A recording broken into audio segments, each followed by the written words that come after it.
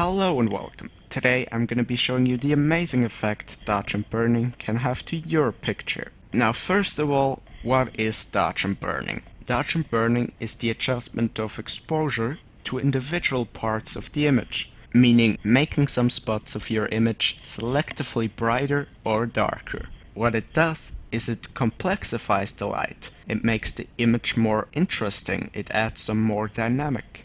So when you're in Lightroom, there's pretty much two ways of doing dodge and burning. The first would be with the radial filter, and the second with the adjustment brush. Which you choose is really up to you. Personally, for most of my dodge and burning, I use the radial filter. So I'm gonna show you with what settings I use each of those tools and what impact to an image they can have, as well as some examples of my already edited images with dodge and burning, so you can see the difference between with dodge and burning and without dodge and burning on several images. Now as a disclaimer, unfortunately I still have Lightroom 5, so if you have Lightroom 6 and you do some adjustments, you may have some more options, but overall you're gonna be able to use what I show you here. So let's start with the radial filter. The first thing I'm gonna do is invert the mask, because that means the negative or positive exposure just affects the inside of the filter. And the second thing you wanna do is put the feather to 100 all the way up, so we get a very smooth transition from the radial filter to the rest of the image. Alright, so let's create one here. Now I prefer longer radial filters over more round ones, but that's just me. Now what I'm gonna do is increase the exposure, and it just affects the exposure in the circle. You don't want to do this too much because then it starts to look unnatural, but if you don't do it too much, it can have an amazing effect. You can also add some clarity to give it even more of a pop. Also what you can do is go to color here and select maybe some orange if you are working on a sunset. It just gives a little bit light. And once I'm done and I'm happy with all of those settings, what I usually do is press right click and duplicate the filter and drag it to another spot. Now you can place those randomly or just to make bright spots brighter and dark spots even darker. So I've got 3 positive exposure filters here. If you think, for example, this one could use some more exposure, you can just increase it here. And now I'm gonna create another one with a minus exposure.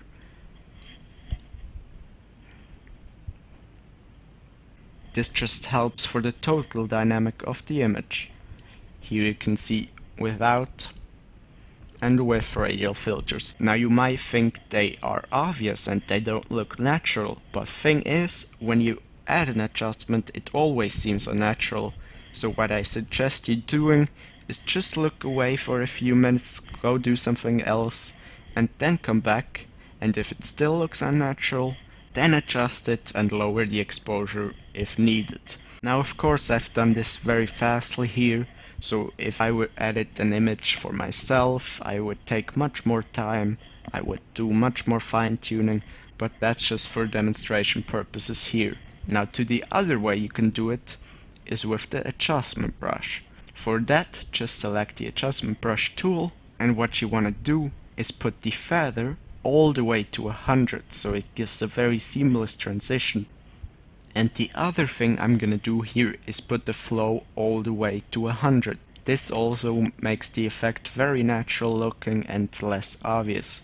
Now density, you could play around with it, but personally I like it at 100%. Alright, so what we're gonna do for the adjustment brush is pretty much the same as we did for the radial filter. Increase the exposure, add some clarity, add some orange in the color, not that much, and just paint over here wherever we want some light. Make it smaller and larger, and maybe create a new one with a little bit less of exposure for over here. Now this is a really terrible job I did here. It's again just for demonstration purposes. And if you would like to make it darker, just reset everything, including the color, and put it on minus exposure, and paint wherever you want the image to be darker. And this pretty much sums all of it up. Now I've done a really terrible job on this image, because I was talking, I was explaining. So what I'm gonna do is I'm gonna show you some examples of my images I used dodge and burning on, and show you the with and the without. Alright, so first image, again, personally I just used the radial filter, so I'm gonna show you with and without that. That is with dodge and burning, and that is without. With, without. Now it just adds so much more dynamic to image, it adds more interest, I just love it. Next image, here a black and white image, again here with and without. With, without. Now it seems very obvious right now when you turn it on and off, but if you're just looking at the image after a while, it looks totally natural. Next image here, here's the dodge and burning on, and here's the dodge and burning off. So you can see just the difference it makes. Now it's not mind-blowing, it's not gonna change a terrible image to an amazing image, but it's just the icing on the cake. Next image here, now here I've done quite a lot of dodge and burning. Here's the with, the without, with dodge and burning, without. Now it just adds so much more dynamic to the image. It looks obvious at first, but once you look at it for a few minutes, it looks totally natural if you haven't overdone it. Next image here. This should be quite a strong one as well. With dodge and burning on, and without.